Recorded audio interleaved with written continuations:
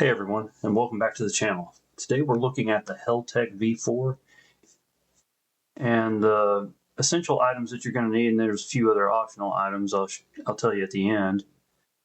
First, you'll need to get a USB-C data cable. Make sure that it has data. You can test it by putting your phone, plug your phone into it and into your computer, and if your phone pops up, then it should be a data cable. If not, it'll just be a charging cable.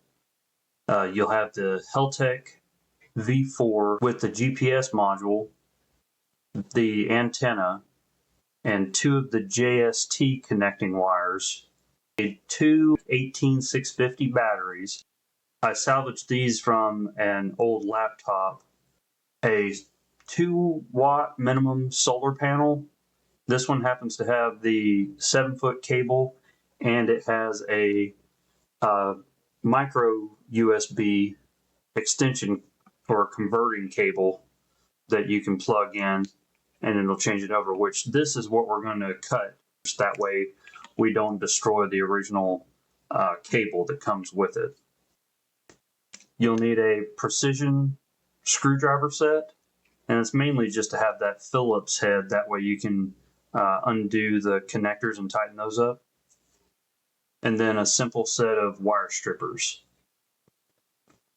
You'll also need the 18650 battery holder, and make sure that this is in parallel configuration. The optional items you could use would be a soldering iron. You could use heat shrink solder connectors. You could also use the 7-foot cable with magnetic base antenna as another option if you prefer not to use the stock antenna. But this stock antenna is perfectly fine for just getting started. All of the items we just listed will be linked in the description. On step 1, we will install the GPS module first. This can only go one way, so put the pins in just like that.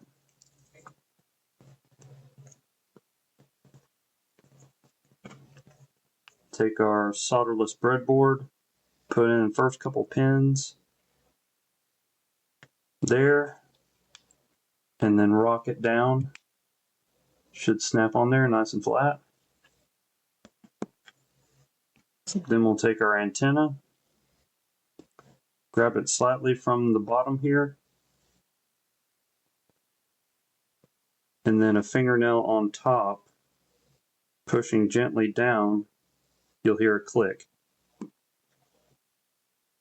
That should swivel a little bit.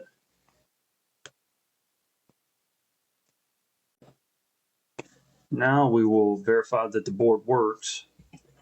We'll take our USB-C cable that's plugged into our computer. Even though we don't have firmware on here, we're still going to check and make sure that it's working. Plug that in. I'll bring that up a little bit. Hopefully I don't shake too bad. See, it should say, it says connecting. Shows 2 networks found, and then it should pop up to this LoRa mode 0. Sorry for the not focusing properly. But now that we have that, and we'll go over to the computer and verify in our device manager which COM port this device shows up on. In our Chrome browser, we'll navigate to flasher.meshtastic.org, and we'll also pull up the device manager on our computer. We'll identify which USB port that it's coming across. In our case, this is COM13. We'll minimize that. We'll select our target device, which ours is the Heltec V4. Should go down about to here. Go to Flash. Click Continue. Flash firmware full erase and install selected. and then we erase flash and install. You select your COM port that it's coming across, connect, scroll down a bit, then you should see your board go offline, and just give it a few minutes and this should flash.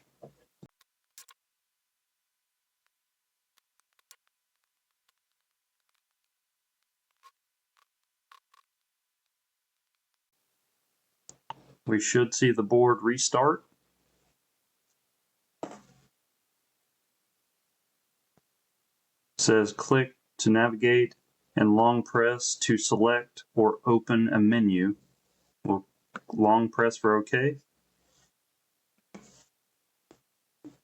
And they've made it a lot simpler on this version, where all you need to do is select the region from the first time the software opens. You'll short press, it goes to US, then long press, and it will reboot.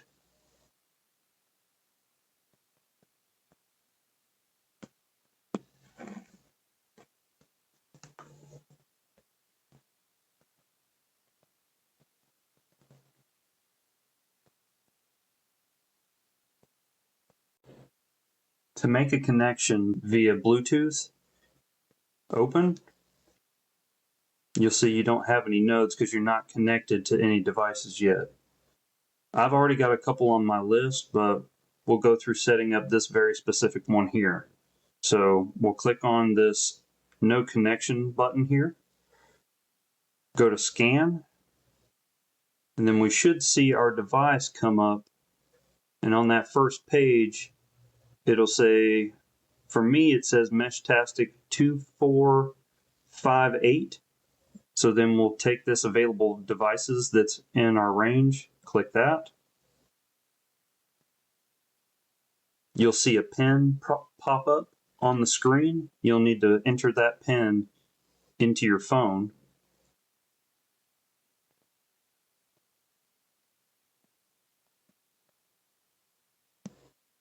Pair.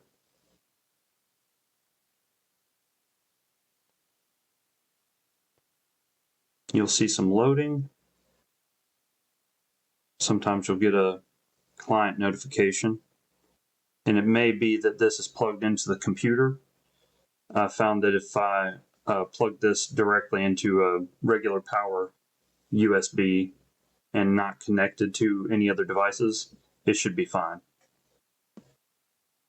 But we still have a connection, and this shows your strength of your connection, shows your battery voltage, and then any settings you would need to change, you can go into the settings tab and then go through whatever you need to. We're not going to get into too much detail on all the configurations. We just want to get this thing up and running and connected and able to send messages. Right now, technically, your device is working, and you could send messages to other nodes that you have in your radius. You may not see that you have any satellite connections, but if you were to go outside, give it a few minutes and you should see several satellites pop up. And at just about any given time, I'll have anywhere from 4 to 7 satellites connected. But I am inside and I don't usually get a decent connection when I'm in here. But it'll say how many other people are online and how many satellites you have. Now that we've installed the software and verified a connection with our phone, what we'll do is remove the power from the computer. So take off your data cable. We'll remove the board from the breadboard, set that out of the way because we're going to need to get access to the backside of the circuit board. We'll verify where we need to connect our JST connector for our battery backup. Take your JST connector and verify that when looking at it, the power should be on the top side. If you look at the pinout for the V4 board, you'll notice that the lithium battery backup is on the bottom side when it's flipped upside down. And you'll notice in the corner it also says BAT for battery, and then up here on the top it shows SOL for solar. So just don't get those two confused. And notice just off to the side you'll have a minus, and then you have your plus right here engraved on the circuit board. So that's why I was saying that you'll need to have your positive lead on the top side. We'll now take our JST connector,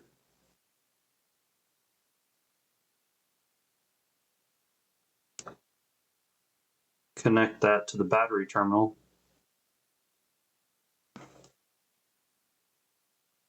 We'll take our barrel connector. Notice that you have your positive and then your negative on this side. Let's connect those up.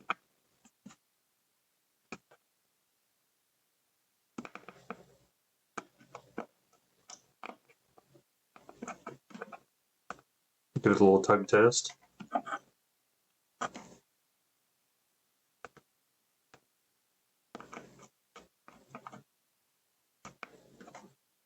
Tug on that, make sure it doesn't come out. And then we'll do the same thing to the battery terminal. Okay. And now we'll install these. Positive end, negative end.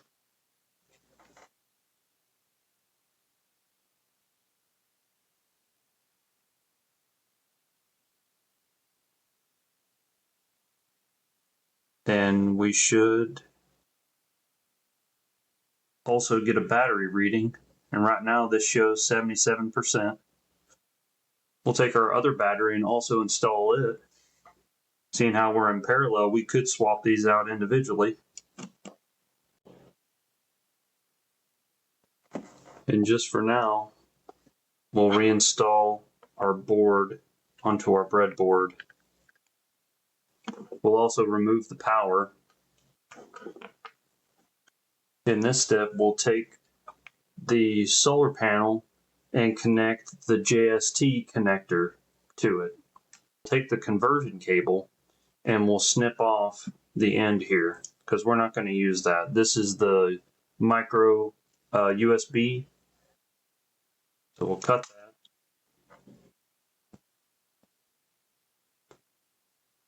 I'm just going to do this as lightly as I can.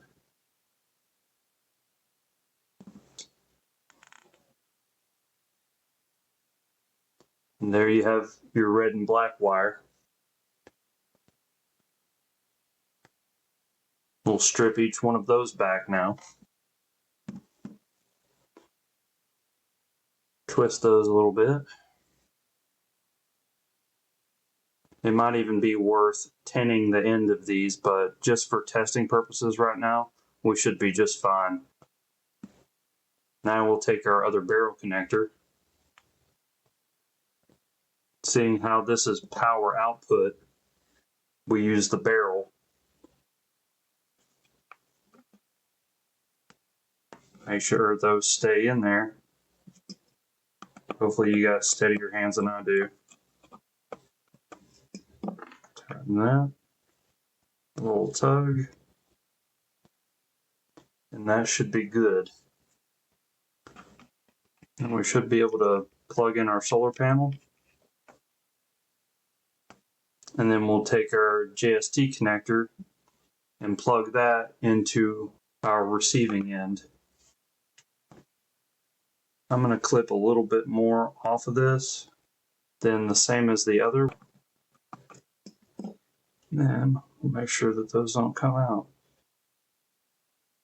Positive's good, negative looks good. Okay, solar panel out of the way. And then into the other connector, just opposite of the battery side, of course, we go to the solar side. You have the positive lead going up as well. So let's connect to that. And without taking this off, we might be able to get that in there now that we remember which direction this goes. But slide that in. The main part is just remembering and you should label these. This one being the solar side. I'm going to go ahead and plug the solar side up.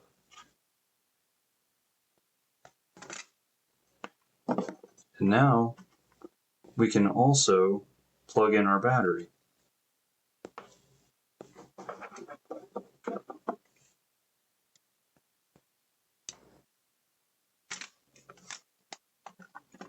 Now if you were to take this outside or put it into a nice case, you should be able to have a standalone mesh network system.